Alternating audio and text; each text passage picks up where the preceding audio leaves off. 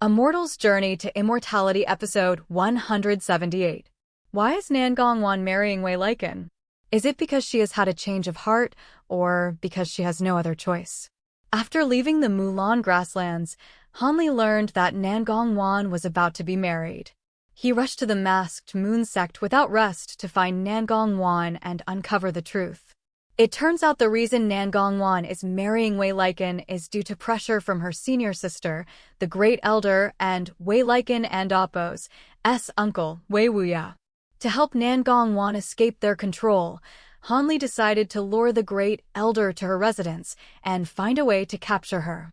Sunset Hall serves as the exclusive residence for the Great Elders of the Masked Moon Sect. Its location was chosen with great care. Not only is it situated atop the most abundant spiritual spring, but both inside and outside the hall are layers upon layers of restrictive formations. Aside from a handful of core elders within the sect, any cultivator without the Great Elder and Appo's permission is strictly forbidden from approaching, giving it an air of mystery and majesty. Amidst this heavy security, a streak of red light several feet long shot in from the distance. This red light seemed quite sentient. After circling a few times before the outer restrictive barrier of Sunset Hall, it let out a clear chime. As if possessing some kind of pass, it penetrated the layers of defense without hindrance and dove straight into the depths of the hall. The red light moved through the hall as if passing through nothing.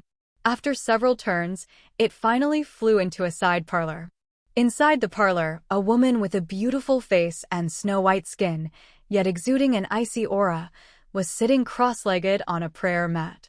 She appeared to be in her 20s, and her body faintly emitted a chilling aura that made one and Appo's heart race.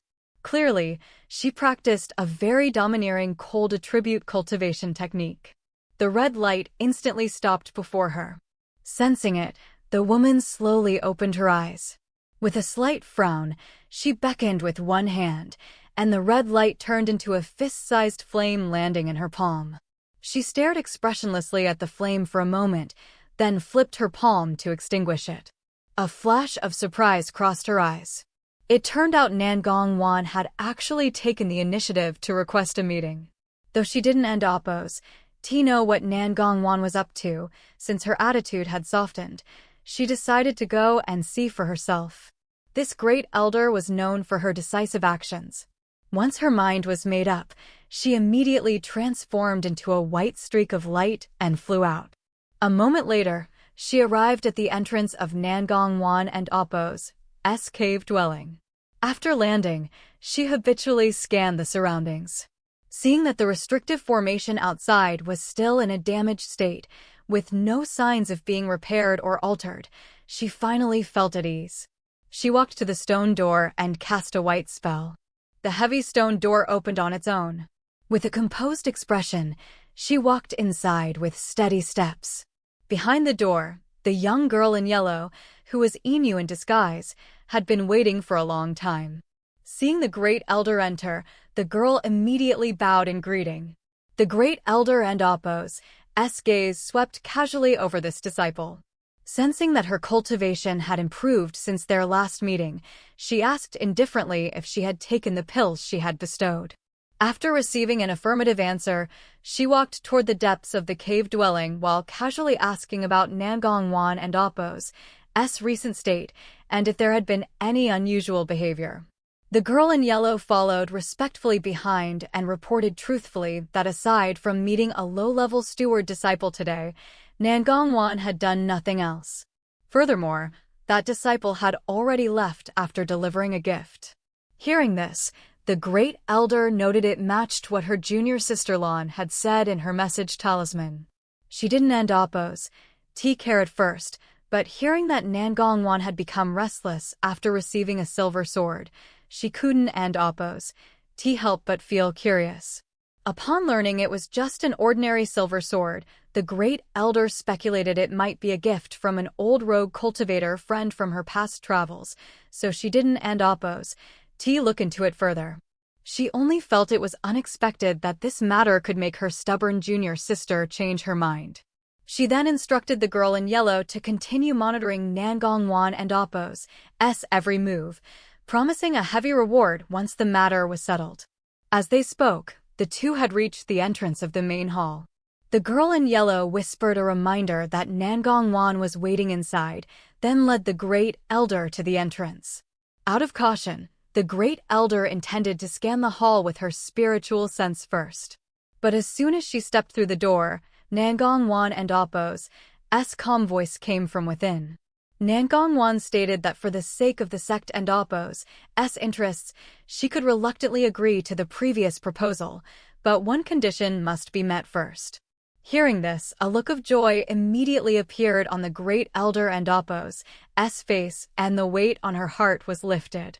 Without thinking twice, she strode into the hall, repeatedly saying "good," and stating that as long as her junior sister was willing to marry Elder Wei, any condition could be granted. In her view, if they could use this chance to lean on the great tree that was Wei Wuya, the revival of the masked moon sect was within reach. However, when the Great Elder looked closely into the hall, Shikuden and Appo's helped but pause. She saw Nangong Wan sitting on a rattan chair, holding a crudely refined silver giant sword, staring blankly at the blade as if the person who had just spoken was and Appo's her. This abnormal scene made the Great Elder suspicious, and she slowed her pace. Just as she was about to ask, a warning sign suddenly rose in her heart. With a sudden change in expression, she grabbed backward like lightning without warning. Her 5 fingers shot out several-inch-long sharp sword glows. The target of her attack was the girl in yellow who had been following her. Facing this sudden lethal move, the girl in yellow showed no fear. Instead, she gave a strange smile, suddenly ducked her body, and with a flash of yellow light, instantly vanished into the ground. Only a yellow garment torn by the sword glows was left behind. Her true self was nowhere to be found. Seeing such high-level earth escape, the Great Elder immediately realized something was wrong. Without hesitation, she retreated backward, intending to rush out of the hall. However, at that moment, a change occurred. A giant green sword several yards long, accompanied by the sound of whistling wind, slashed down from outside the door. Its momentum was staggering, as if it would split her in two. The Great Elder was shocked. She flicked her fingers, and 10 cold glows shot out, striking the giant sword with precision. With a loud boom, green and white lights intertwined fiercely. The giant sword was knocked away, and the Great Elder was forced back several yards by the counterforce before steadying herself. The light of the giant green sword then faded, transforming into dozens of flying swords circling in the air. In the center of the swords, an ordinary-looking young man appeared, looking at her with a calm smile. Sensing the man and Appo's extraordinary cultivation, the Great Elder was filled with doubt. She demanded to know what was going on from Nangong Wan and who the woman impersonating the disciple was. At the same time, she reached for her waist and took out a red token. It was the magic tool to control the restriction in Nangong Wan and Appo's body. The young man, Hanli, instantly locked his gaze on the token. Seeing this, the Great Elder sneered, convinced that all of this was due to Nangong Wan leaking secrets. Though she didn't and Appo's know the man and Appo's identity, relying on the sect and Appo's power, she threatened him, saying he would be hunted by the 6 sects if he didn't and Appo's stop. By now, Nangong Wan had put away the silver sword and stood up, retorting in a calm tone. She pointed out that if her senior sister and Appo's crime of harming a fellow disciple were exposed, she too would have no place in the 6 sects. She also hinted that the Great Elder would have no chance to activate the token and perform the heart-binding technique. Before she finished speaking, Nangong Wan spat out a fiery red ring. It was her natal magic treasure, the vermilion bird ring. Seeing that the other party had no intention of retreating, the Great Elder and Appo's face darkened. She wasted no more words. With a flick of her sleeve, a black and a white flying sword shot out, instantly transforming into giant swords several yards long. The white sword was piercingly cold, while the black sword was wrapped in flames. They were a rare pair of yin-yang swords. With the swords protecting her, The Great Elder held the token and began to chant. An eerie red light then glowed on the token. Hanli, who had been waiting for this moment, naturally wooed and oppose. T let her succeed. He tossed out a small silver bell, which turned into a silver glow circling above. The bell and oppose, S mouth aimed at the Great Elder and let out a hum. Pale silver sound waves then washed down. Immediately after, he raised both hands and cast several spells. The prearranged formation was instantly activated. Red and green light clouds emerged around the hall, sweeping toward the center like waves. Facing the pincer attack, the Great Elder remained calm. She commanded the black and white swords to spin, instantly forming a double-layered yin-yang shield, blocking all the soundwave attacks. However, the restrictive light clouds from all sides submerged her along with the shield. At that moment, Nangong Wan also launched her attack. The vermilion bird ring turned into a giant fireball and shot out. At the same time, she covertly fired a crimson hidden needle, the evil-slaying piercer. Since the Great Elder and Oppo's vision was obscured by the light clouds, and with the cover of Hanli and Oppo's powerful spiritual sense, this hidden needle successfully hit the Great Elder while she was activating the token. A muffled groan came from within the light clouds. The Great Elder was both shocked and enraged. The Great Elder had not expected Nangong Wan to still possess the vermilion bloodthorn. The surprise attack forced him to interrupt his spellcasting, leaving his palm wounded. Seeing that the perfect opportunity had arrived, Hanli flipped his hand and produced the pitch-black, heavy thousand-layer seal. In midair, it immediately transformed into a giant mountain, 50 to 60 feet high. At this moment, the Great Elder was temporarily trapped by the restrictive light and had no way to dodge. He was further entangled by a ball of fire from the vermilion bird ring, which manifested into several ferocious fire snakes that coiled around him. Suddenly, the hall was filled with a towering sea of fire.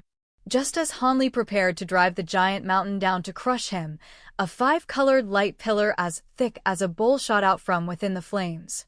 Wherever this light passed, both the restrictive light and the surging flames were swept away.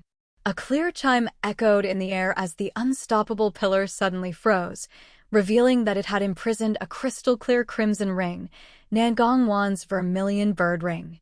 Hanli's pupils constricted. He recognized this as the Great Elder and Oppo's famous ancient treasure, the condensing light mirror. The mirror was pitch black, with an eerie, deep surface that could spray a five-colored light pillar capable of countering all laws.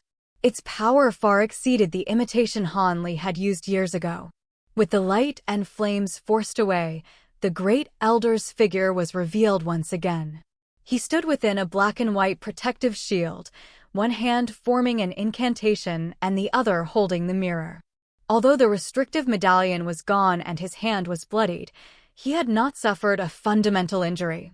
Seeing Nangong Wan's treasure trapped, Hanli pointed a finger, and the giant black mountain teleported directly above the Great Elder, crushing down with the weight of 10,000 tons. The Great Elder sneered, tilting the mirror and striking it with a spell to fire another pillar, attempting to imprison the mountain as well. Hanli was prepared. He changed his hand seal, and a large expanse of black light sprayed from the mountain and Oppo's base, colliding violently with the five-colored pillar. Initially, the black light swallowed the pillar and continued downward. Feeling his spiritual energy become chaotic and his shield tremble, the Great Elder hurriedly spat essence chi onto the mirror. Bolstered, the light pillar grew 30% thicker, becoming a massive radiance that forcibly held up the descending mountain. The two were locked in a stalemate, emitting dull, explosive sounds. The situation had now evolved into Hanli and Nangong Wan joining forces against the Great Elder. Nangong Wan pushed her trapped ring with all her might to break free. To end the deadlock, all three simultaneously revealed their trump cards. Hanli slapped his spirit beast bag, releasing thousands of golden gold-devouring beetles that formed a ferocious insect cloud. Nangong Wan chanted an incantation, and a massive crimson halo, the reincarnation divine light, appeared above her head. Seeing the halo, The Great Elder's face darkened, and he shouted, asking if she truly wanted a fight to the death. While he didn't and oppose, T recognized the beetles. He knew the power of the divine light. When Nangong Wan demanded the restrictive medallion, the Great Elder, full of murderous intent, spat out a small, translucent blood-red arrow. It trembled and hummed, filling the hall with a thick scent of blood.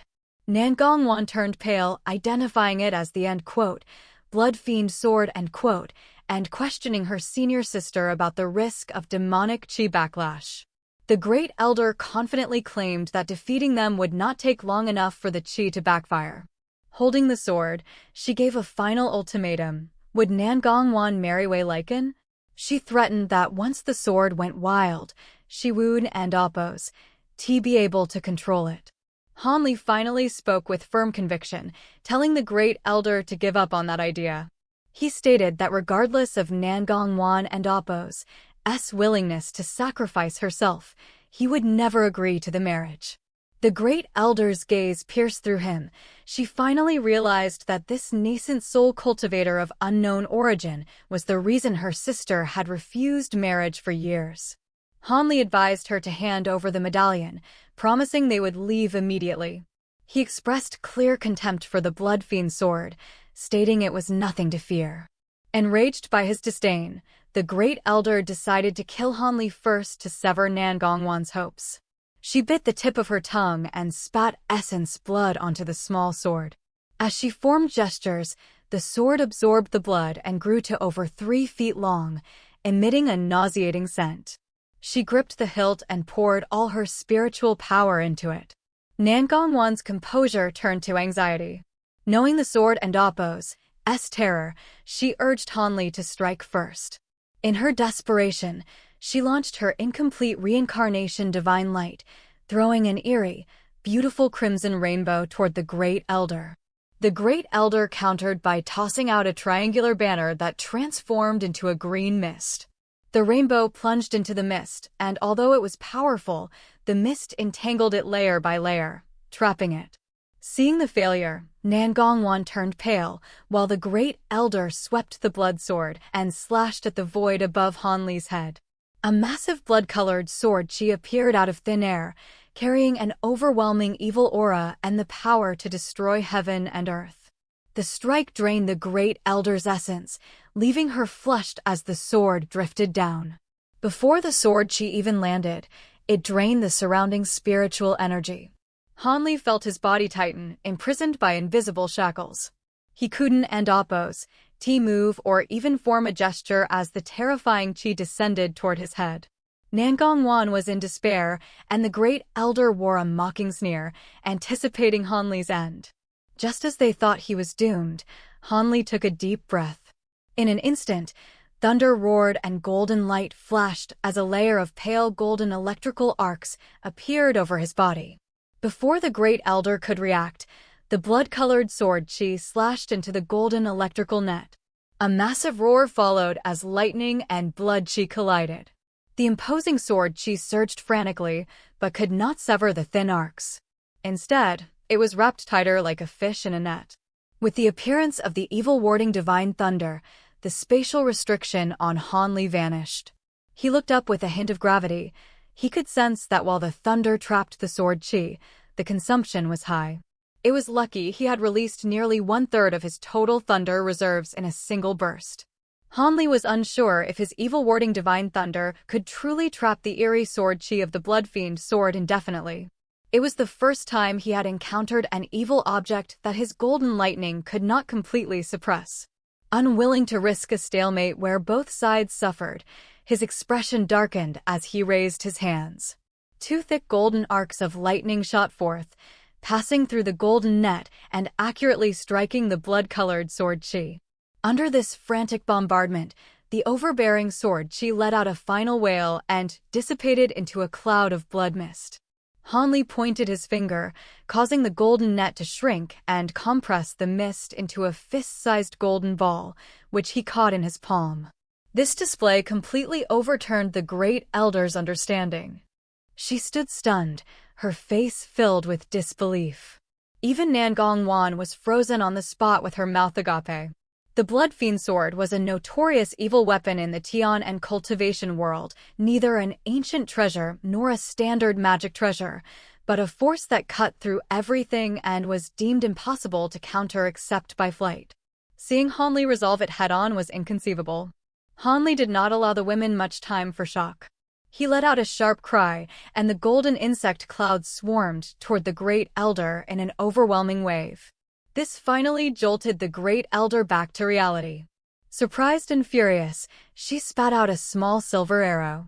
She activated an incantation, turning the arrow into thousands of fine silver threads using the end quote, transforming silk into a cocoon end quote, technique. As the two forces collided, explosions rang out and golden beetles fell like rain, thinning the cloud instantly. Han Li's heart sank, fearing his insects were no match for a nascent soul cultivator's methods. However, the fallen insects did not die. They took flight again with sharp cries, regrouping into a cloud to resume the assault. Simultaneously, Nangong Wan launched her attack. A phoenix cry echoed as light dispersed the green mist behind her, revealing a crimson full moon that descended upon the Great Elder. Realizing she could not face their combined strength, the Great Elder decided to flee, intending to activate the sect-protecting formation and gather her disciples. She transformed into a black and white streak of light to pierce through the roof. However, her escape route was blocked. A group of three-colored insects merged into a giant shield, forcefully stopping her strike. In shock, the Great Elder threw out a silver-patterned talisman that turned into a ball of yellow light. Using the Earth Escape technique, she forced her way through the shield. Nangong Wan had anticipated this and threw a small red flag into the ground. The entire hall was instantly enveloped in a dazzling red light restriction. When the yellow light hit the barrier, it was sucked in and wrapped tightly like a magnet. The Great Elder, experienced and terrified, released a cold sword light to shatter the red light and broke through once more. Just as half her body entered the ceiling, purple light flashed. A purple glowing net fell from thin air, forcefully dragging her back down. With a burst of crisp laughter, the charming Inwe appeared in white, holding a gold and silver thread connected to the end quote, purple net, end quote.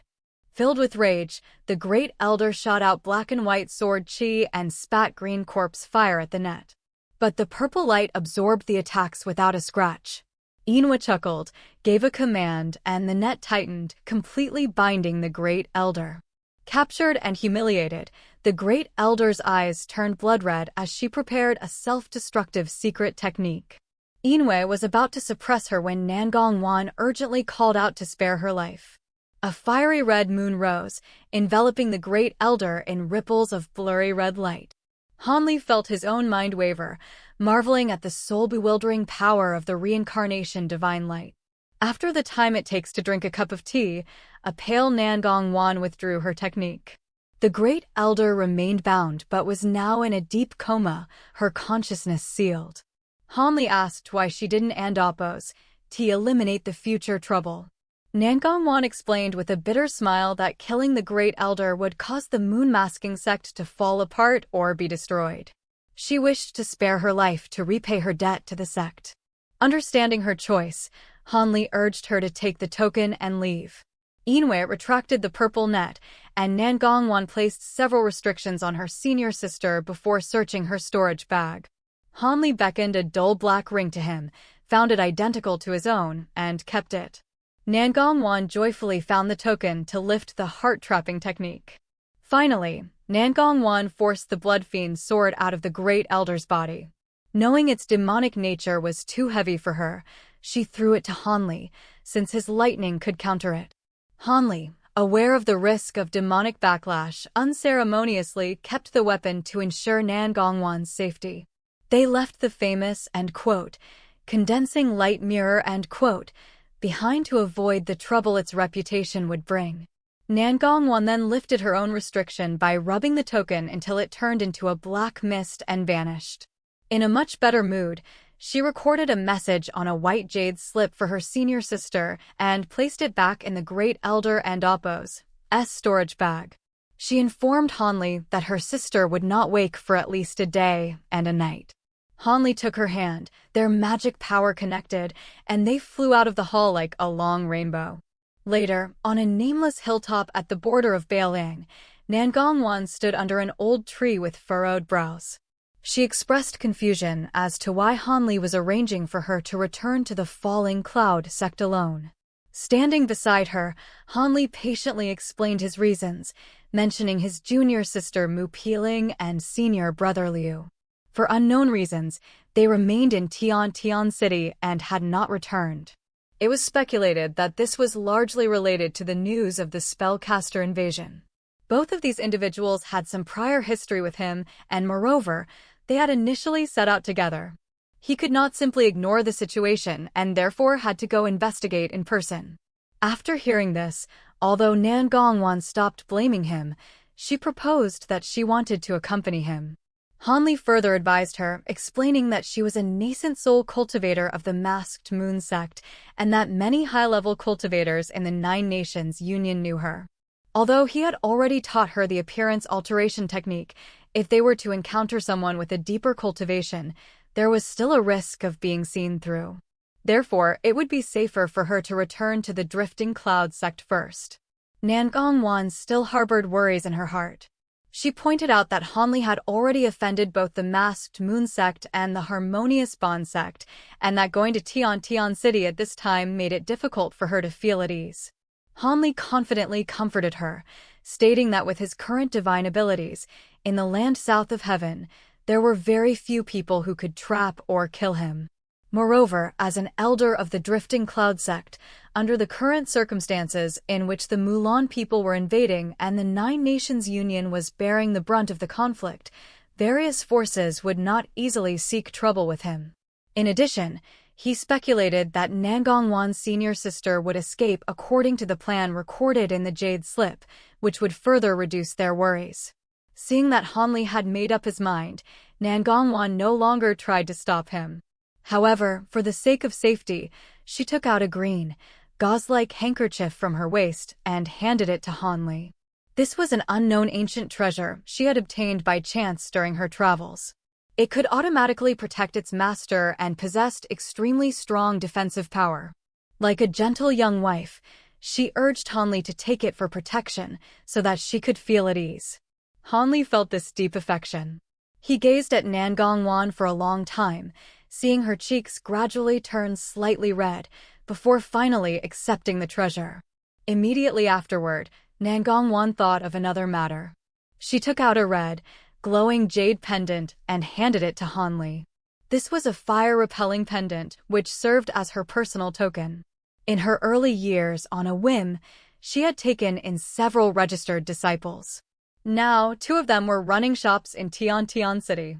If Hanli needed manpower, he could use this item to command them. Nangong Wan softly whispered the names of those individuals. Hanli silently memorized them, a long-lost warmth surging in his heart. The feeling of being truly cared for deeply moved him.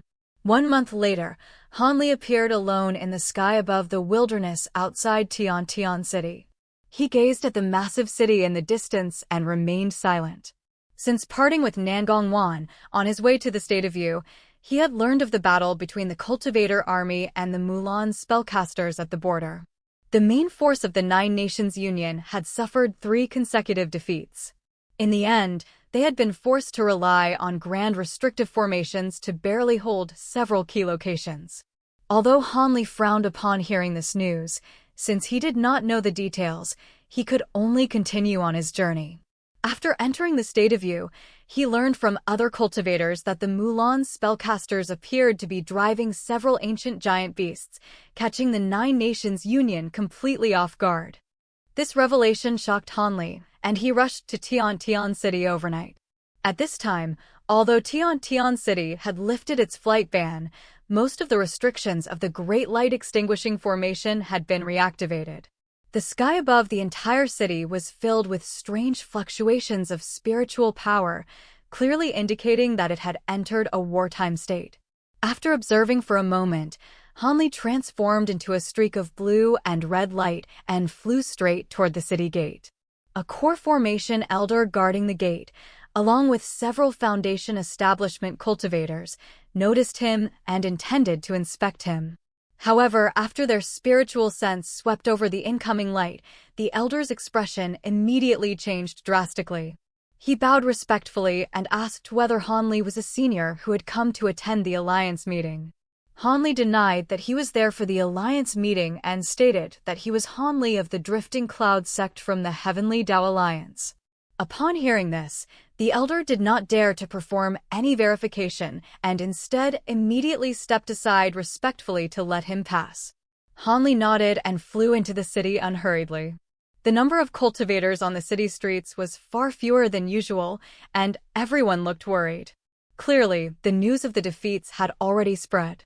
Hanli headed toward the attic where he used to live with a calm expression, and as expected, he sensed Mu Peeling's aura.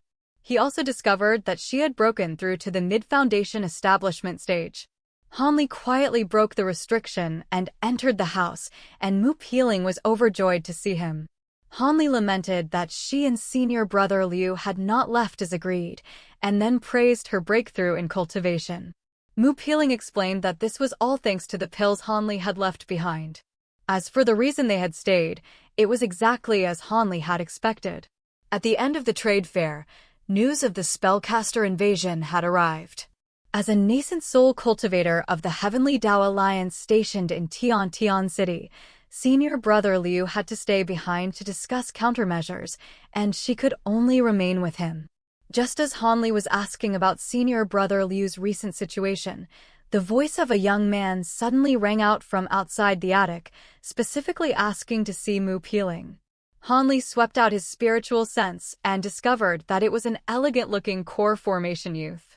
Mu Peeling's face turned pale as she hurriedly explained that this person was Bai Shujun, a disciple of an elder of the Heavenly Machine sect. After seeing her a few days earlier, he had been pestering her relentlessly. Even after she revealed her identity, it had been of no use. Moreover, senior brother Liu seemed to have some reservations about this person's master and had instructed her to deal with him politely for the time being, waiting for Hanli's return to handle the matter. Upon hearing that the other party was a disciple of the Heavenly Machine sect, one of the 4 major sects of the Righteous Alliance, Hanli understood senior brother Liu's concerns, but he was also dissatisfied with this junior's insolence. He decided to go downstairs personally to see what the other party wanted. Hanli led Mu Peeling out of the attic. When Bai Shujun first saw someone coming out, he thought it was Mu Peeling. After seeing Hanli clearly, he was momentarily taken aback. Then, upon sensing Hanli's unfathomable cultivation, he immediately greeted him respectfully. After confirming Hanli's identity, although Bai Shujun was facing a nascent soul cultivator, he did not show much panic. Instead, he politely stated that it was actually his master who wished to see Hanli. Because there had been no news of Hanli for some time, he had resorted to this tactic. At the same time, he shamelessly admitted that he truly liked Mu Peeling and hoped that Hanli would grant his wish. Hanli sneered upon hearing this, flatly refused, and questioned why the Heavenly Machine sect was looking for him. Immediately afterward, he released an astonishing spiritual pressure that descended upon Bai Shujun like a mountain. Bai Shujun's expression changed drastically as he staggered backwards several steps, his knees weakening as if he were about to kneel. At that moment, a white shadow flashed by and lightly patted Bai Shujun on the shoulder, neutralizing the immense pressure. The newcomer was Bai Shujun's master, Elder Lu Weiying of the Heavenly Machine sect. This white-haired old man had a kind expression. After appearing, he explained to Hanli that everything had been done under his instructions to his disciple, solely to draw Hanli out. Seeing that the principal party had appeared, Hanli withdrew his spiritual pressure, and his expression instantly returned to normal. Lu Weiying stated that this was not a suitable place for a detailed conversation and invited Hanli to meet that night, at which time he would explain the reason. He then tossed over a green jade slip with an address recorded on it. Hanli accepted the jade slip. Before he could say much, Lu Weiying gracefully led his disciple away. Hanli found the situation baffling. The other parties seemed to mistakenly believe that he had been hiding in the city during this period and deliberately avoiding them. However, he did not dwell on it and instead took Mu Peeling back to the attic. Once inside, Hanli asked about senior brother Liu's whereabouts and learned that, because the war situation was critical, senior brother Liu was currently at the discussion hall of Tian City, discussing countermeasures with other nascent soul cultivators. Hanli quickly formed a plan. He decided to go to the discussion hall to learn more about the spellcaster situation and instructed Mu Peeling to remain in the attic and not go out. The discussion hall was located below the high platform at the center of the city. Normally, it served only as a symbolic presence, but it had now been reopened due to the invasion of the Mulan people. Hanli arrived before the hall, and after the guards verified his identity, he was announced and allowed to enter. There were not many nascent soul cultivators in the hall, only about a dozen. After all, each major power only needed to send a single representative. Hanli saw senior brother Liu smiling on the left, with familiar figures such as Fire Dragon Child beside him. In addition, he noticed a yellow-robed old man, who was none other than Ancestor Linghu of the former Yellow Maple Valley. Although Hanli had once been a low-level Foundation establishment disciple of Yellow Maple Valley, when the two met now, Ancestor Linghu's expression was exceptionally calm, without the slightest ripple. It was unclear whether he truly failed to recognize this former disciple or whether his shrewdness was deep enough to completely conceal his emotions. Hanli did not linger on him for long. As his gaze shifted, he noticed that in the most prominent position at the center of the hall sat two cultivators, a man and a woman. The old man had a purplish-red complexion and an air of natural authority, while the woman wore formal attire and possessed an elegant, noble temperament. With just a light sweep of his spiritual sense, Hanli felt a jolt in his heart. The spiritual pressure surrounding these two was unfathomable. Both were at the profound nascent soul stage. Presumably, they were the leaders in charge of the Nine Nations Union. While Hanli quietly observed the situation in the hall, the other cultivators present were also secretly sizing up this young man who had just entered. To most of them, Hanli looked far too young. Although youth-retaining techniques existed in the cultivation world, cultivation methods suitable for male cultivators that could preserve such a youthful appearance were rare. This could not help but make everyone secretly marvel. At this moment, the Liu-named cultivator of the Drifting Cloud sect rose with a smile, and Fire Dragon Child nearby also displayed goodwill. Hanli took the opportunity to greet everyone calmly, then took a seat beside the Liu-named cultivator. Once Hanli had taken his seat, the square-faced elder was the first to speak. This man was Wu Peng, the sect leader of the Bei sect, a faction as renowned as the Huai sect. Clearly having learned of Hanli's background from others beforehand, Wu Peng spoke with considerable politeness. He praised Hanli for condensing a nascent soul in just over 200 years, calling him a rare genius of the heavenly South cultivation world with a bright future on the Great Tao. Although Hanli's current cultivation was slightly inferior to his own, when facing such a junior with boundless potential, even a sect leader like Wu Peng did not dare show the slightest hint of contempt. In response to this praise, Hanli remained humble and courteous, not daring to show any arrogance. At the same time, he had already inferred that the beautiful woman dressed in court attire must be a cultivator from the Huai sect. As expected, Wu Peng soon introduced her as Lady Qi. The two of them were currently responsible for overseeing the affairs of the Nine Nations Union. After that, Wu Peng introduced the other cultivators present one by one. When it came to Ancestor Linghu, the old man remained as expressionless as ever. Hanli merely nodded calmly in return, showing no particular reaction to their shared past. Once the formalities were over, the atmosphere in the hall suddenly grew solemn. With a grave expression, Wu Peng raised the core issue of the gathering. The situation at the front lines had become extremely critical. The Mulan spellcaster's offensive was far more ferocious than anticipated. According to the battle reports sent back by the elders at the front, their side had suffered yet another crushing defeat. Two crucial restrictive formations had been forcibly destroyed by the enemy using giant beasts. Not only had this caused heavy casualties among low-level cultivators, but even more alarmingly, fellow Taoist Huan of the Shadow sect had fallen in battle. This marked the second nascent soul cultivator lost by the heavenly south side since the war began. The Mulan people were advancing with overwhelming force, and the Nine Nations Union could no longer withstand them alone. Urgent reinforcements from all fellow Taoists were needed. As soon as these words were spoken, the previously relaxed atmosphere in the hall vanished without a trace, replaced by a heavy, death-like silence. The cultivators stopped smiling, all of them realizing the severity of the situation. A green-robed elder from the Yulin sect asked grimly for more details. After all, nascent soul cultivators possessed immense divine abilities and were notoriously difficult to kill. For two of them to fall in such a short span of time was almost unimaginable. Wu Peng did not conceal the truth and revealed even more shocking information. These two fallen nascent soul cultivators had not been ambushed, they had been slain in one-on-one combat. Although their opponents were only early-stage nascent soul spellcasters, the techniques they wielded were terrifyingly powerful. Moreover, they possessed an extremely bizarre magic treasure capable of emitting black-red light that could trap a nascent soul once it left the body, preventing it from using instant shift to escape. As a result, both cultivators had suffered complete destruction of body and soul. Unable to use instant shift. This news struck everyone like a thunderclap. For these old nascent soul eccentrics, the instant shift technique after the nascent soul left the body was their final life-saving trump card.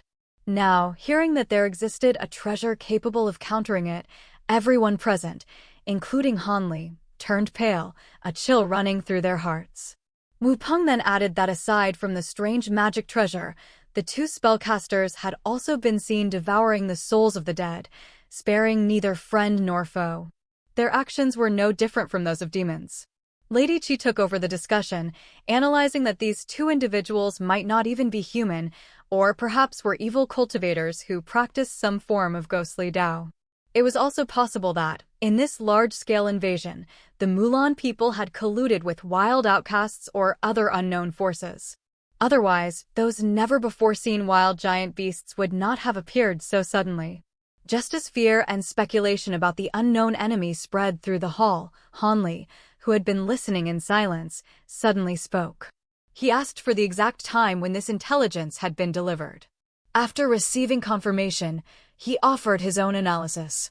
He believed that regardless of whether the opponents were human or demon, the fact that they had revealed such powerful methods so early and without restraint indicated a shift in the Mulan people's strategy. They were no longer seeking a prolonged war of attrition as in the past, but instead aimed to launch a lightning strike, drawing out the main force of Heavenly South cultivators for a decisive battle to settle everything at once. Hanli further speculated that some massive and unknown upheaval must have occurred within the Mulan prairies, forcing them to act with such urgency. His analysis was incisive and precise, leaving Wu Peng and Lady Qi pale with shock. They exchanged glances, each seeing the astonishment in the other's eyes. The other nascent soul cultivators in the hall were equally perceptive. With Hanli's reminder, they immediately grasped the dire implications. In the past, both sides had deliberately avoided decisive clashes between their main forces to prevent mutual destruction. But now that the Mulan people were acting with desperation, if the Heavenly South side did not mobilize fully at once, they would likely be defeated one by one. Wu Peng made an immediate decision to notify all major sects to assemble their full strength. They would also need to invite the three great cultivators, including Wei Wuya, to gather together in preparation for the possible appearance of Mulan Divine Masters and other terrifying powerhouses. No one raised any objections, and everyone expressed that they would send urgent messages to their sects as soon as they returned. With the plan settled, the gathering quickly dispersed. Hanli exited the hall alongside the looser-named cultivator and the fire dragon child. At that moment, Hanli's expression shifted slightly, as though he had received a voice transmission. He excused himself, saying that an old friend had summoned him and that he needed to attend to the matter. Although the loser-named cultivator felt puzzled, he did not press further. After Han Li's figure vanished into the distance, the fire dragon child smiled knowingly and explained the hidden reason. They had already investigated Han Li's background and knew that he had originated from Yellow Maple Valley. Now, Yellow Maple Valley had only one nascent soul cultivator left, Ancestor Linghu, whose lifespan was nearly exhausted. Without new blood, once the old eccentric passed away, the great sect would face disaster. The one who had just sent the voice transmission must have been the anxious Ancestor Linghu. Hearing this, the loser-named cultivator could not help but feel worried, fearing that Han Li might return to Yellow Maple Valley out of lingering sentiment. Yet he also knew that such matters could not be forced and could only sigh, remarking that everything depended on fate. Meanwhile, guided by the message, Han Li arrived at a tea house on a secluded street. Outside, 2 Foundation establishment disciples from Yellow Maple Valley had been waiting for quite some time. Upon seeing Han Li, they respectfully led him to the second floor. The upper floor was cold and empty. Only Ancestor Linghu sat alone at a table, calmly sipping tea. Han Li approached with a composed expression and took a seat opposite him. Ancestor Linghu did not speak right away. Instead, he used his magic power to lift the teapot, poured tea for Han Li, and invited him to taste it. Han Li did not stand on ceremony. He took a sip and offered a word of praise. After brief pleasantries, he went straight to the point and asked about Ancestor Linghu's intentions. Seeing this, Ancestor Linghu stopped circling around the issue and directly laid out his offer. He admitted that he had only 20 years of lifespan left.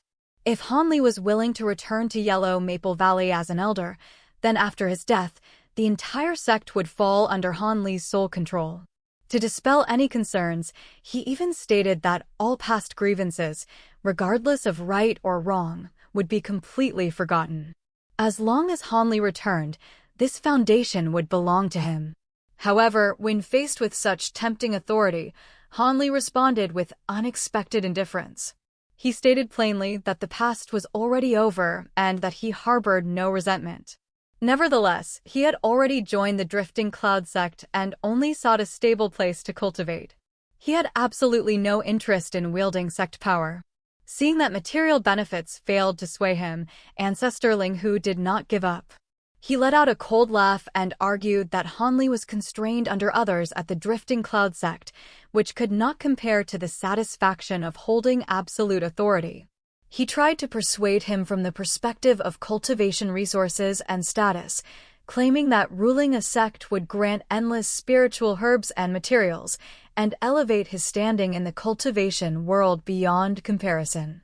When Han Li remained unmoved, Ancestor Linghu turned to emotional appeals, mentioning that within Yellow Maple Valley there were still Han Li's former fellow disciples.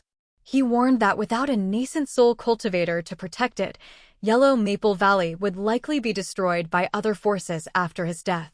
At that time, the fate of those old acquaintances would be miserable indeed. Ancestor Linghu attempted to shake Han Li's resolve with talk of sect survival and fellow disciple bonds, but Han Li's heart was already firm as stone. He replied calmly that he did not lack resources at the Drifting Cloud sect and regarded fame and status as fleeting clouds. As for the rise and fall of sects, that was simply the norm of the cultivation world. Even great sects with long legacies could not escape eventual extinction. Regarding his former fellow disciples, each had their own destiny and fortune, and he neither could nor wished to interfere excessively. Han Li's words were calm yet resolute. He was clearly not moved in the slightest by Ancestor Linghu's rhetoric and decisively rejected the offer. After hearing this, Ancestor Linghu furrowed his brow and fell into a brief silence. He slowly raised his teacup and took a sip, his expression heavy and solemn. He knew that Han Li's words were true, yet after cultivating in Yellow Maple Valley for 1,000 years, his attachment ran far deeper than that of ordinary cultivators. The only obsession left in his heart was the fear that, after his passing, Yellow Maple Valley's lineage would be completely severed. Ancestor Linghu could clearly see Han Li's indifference toward worldly fame and power. He was indeed not moved in the slightest. However, This did not cause Patriarch Linghu to give up completely. Changing his approach, the old patriarch proposed an extremely tempting condition. He claimed that as long as Hanli was willing to take over the position of Great Elder of Yellow Maple Valley, then after his death, he would gift Hanli all the treasures he had accumulated throughout his life. Among these possessions were many rare items that Patriarch Linghu had painstakingly collected over countless years. For Hanli's future cultivation, they would undoubtedly be of tremendous help. These words were completely beyond Hanli's expectations. His heart skipped a beat, and his eyes narrowed slightly. Yet he was not blinded by greed. Instead, he calmly asked why Patriarch Linghu did not leave these treasures to his own disciples. Patriarch Linghu sneered in response and answered bluntly. Among all his disciples, the one with the highest cultivation was only at the mid-core formation stage. Leaving such treasures to them would not protect them, it would instead invite fatal disaster. Even if Hanli had not appeared, he would have disposed of these treasures before his death. He would never leave them in Yellow Maple Valley as a source of calamity. Hearing this, Hanli could not help but rub his chin in deep thought. To claim that he was not tempted by the lifelong collection of a late-stage nascent soul cultivator would be pure self-deception. However, he was also keenly aware that accepting the position of Great Elder of Yellow Maple Valley meant inheriting a massive mess. He would not only need to navigate the tangled interests among the 6 sects and the 9 Nations Union, but these thorny issues were certainly not things that could be resolved in a short time.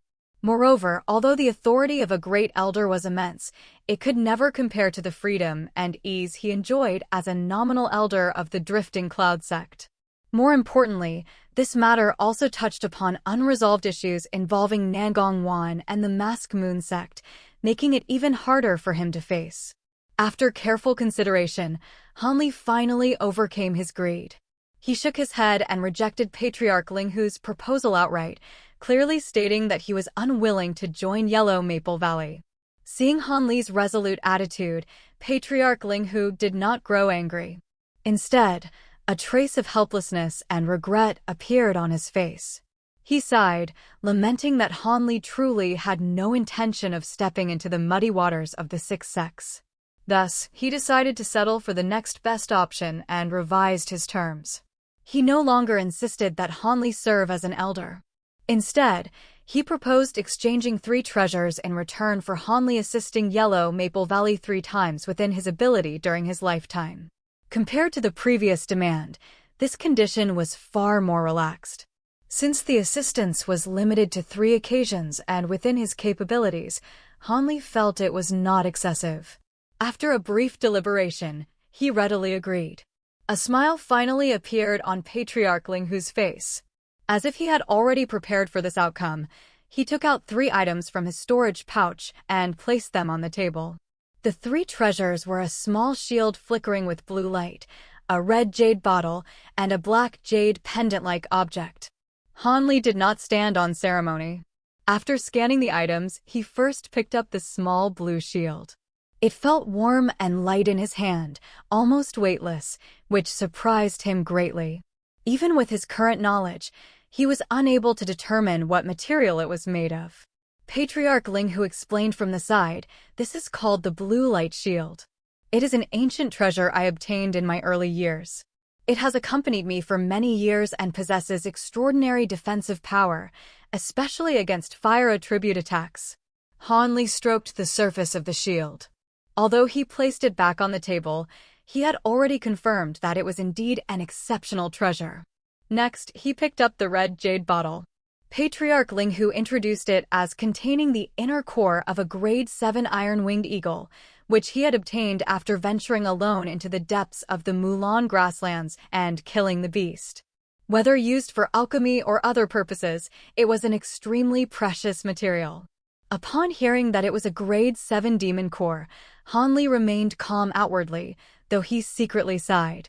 For ordinary cultivators, such a core was priceless, but for him, who possessed a large reserve of demon cores, it was of little practical value. He casually opened the bottle, glanced inside, and then set it aside. His gaze finally fell upon the black jade pendant-like object. This time, Patriarch Linghu did not immediately explain it. Instead, he gave a mysterious smile. Hanli stared at the item, his eyes flickering, and asked tentatively, "Is this a jade talisman refined by ancient cultivators?" Patriarch Linghu was greatly surprised. Such ancient talismans had long disappeared from the heavenly south cultivation world, and very few people even knew of their existence.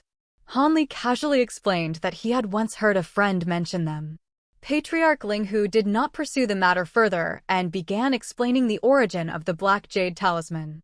It was a treasure he had obtained during a life-and-death adventure. Although he had never fully mastered its activation method and could only unleash a fraction of its power, even that small portion was enough to shock others. It had helped him defeat powerful enemies several times. To demonstrate its might, Patriarch Linghu raised his hand and summoned the Jade Talisman, chanting an ancient, low incantation. The talisman transformed into a mass of black light, and a bone-chilling cold wind arose out of thin air. A strange black-red giant hand suddenly appeared above his head. Dark red and glossy, with fingers several feet long, it was surrounded by flickering black ghostly flames and emitted a chilling, oppressive aura. Han Li's heart tightened at the sight. Patriarch Linghu explained that this was the only divine ability he had mastered after centuries of study, the mystic ghost hand. Except for treasures of extreme yang and rigidity, it could seize almost anything. Once an ordinary magic treasure was caught, its powers would be completely neutralized, and even top-tier treasures would suffer a severe loss of spirituality. Before he finished speaking, the giant hand doubled in size and gently reached toward a nearby wooden table. The black ghost fire swept over silently, and before the table even touched the palm, it vanished completely, as if evaporated into nothingness. Han Li gasped inwardly. This divine ability resembled the Devil Path's soul-splitting transformation, but since it originated from a jade talisman, there was no risk of soul damage, and the ghost fire clearly held even deeper mysteries. Patriarch Linghu withdrew the divine ability, sighing that he no longer had much time left and could not fully comprehend all the talisman's secrets. Thus, he placed his hopes on Han Li. He also warned that most of the talisman's stored power had already been consumed and should be used sparingly. Han Li was extremely interested in this item. Even if he did not use it for combat, studying the ancient talisman techniques contained within would be of great benefit to him. The deal was finalized. With a wave of his sleeve, Han Li collected the 3 treasures. In return, he placed 3 crystal-clear white jade formation plates on the table. These plates had been refined by Han Li himself and served as tokens. He promised that if Yellow Maple Valley encountered trouble in the future, he would provide assistance upon seeing these items. Patriarch Linghu was deeply satisfied, believing he had finally fulfilled his last responsibility to the sect he would soon leave behind. With the formal discussion concluded, Han Li rose to take his leave, and Patriarch Linghu politely escorted him out. After Han Li departed, Patriarch Linghu stared at the teapot on the table and once again fell into deep contemplation. After leaving the tea house, Han Li did not immediately return to his residence.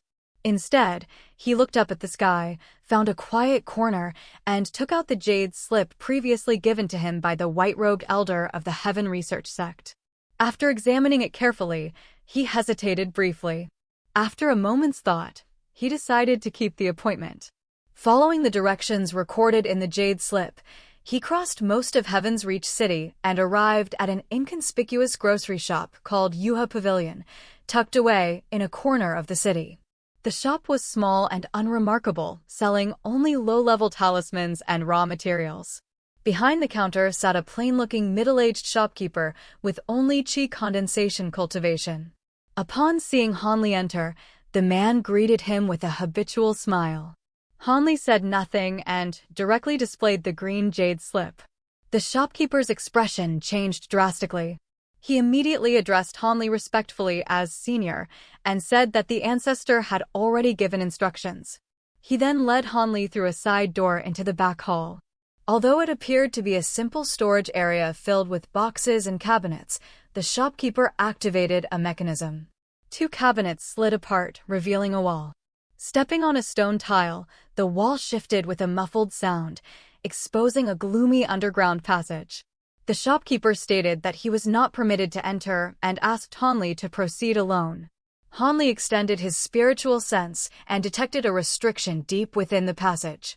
Although he could break through it by force, doing so would undoubtedly alert those inside.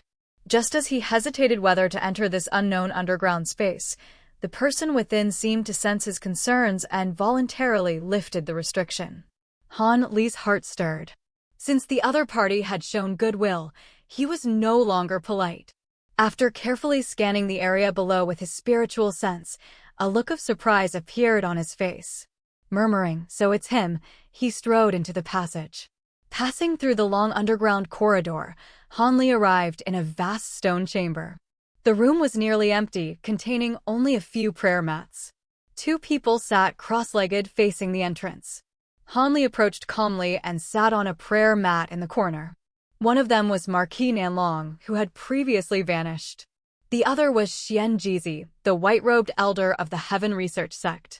At this moment, Marquis Nanlong's face was pale, his complexion poor, clearly indicating severe loss of vitality.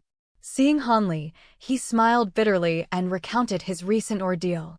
After the previous treasure hunt, he had failed to truly shake off his pursuers.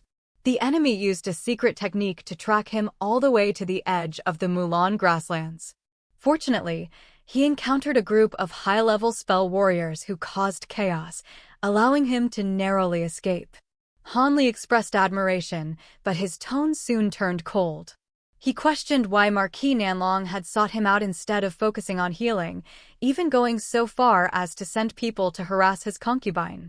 Marquis Nanlong hurriedly explained, his attitude far more respectful than before. He was clearly wary of Han Li's ability to kill nascent soul cultivators. He claimed that this was a desperate measure, as Han Li's situation mirrored his own. Both were prime targets of the same group. Fearing Han Li would be ambushed unknowingly, he resorted to this plan. Xian Jizi also stood to apologize.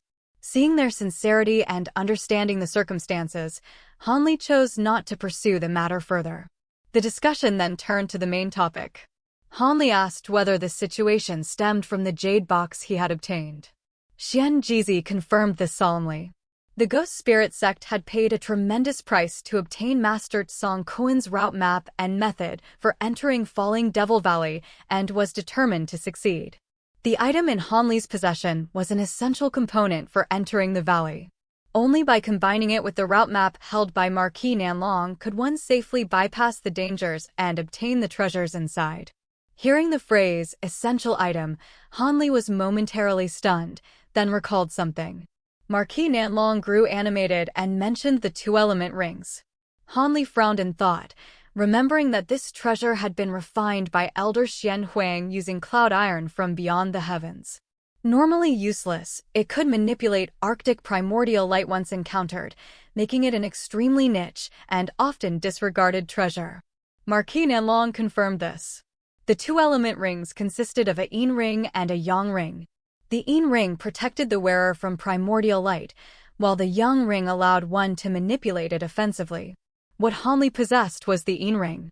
Master Song Kuan had relied on this very ring to traverse the primordial light region of Falling Devil Valley and escape unharmed. Although other methods theoretically existed, they were either impractical or lost. The two-element rings were the most realistic option available.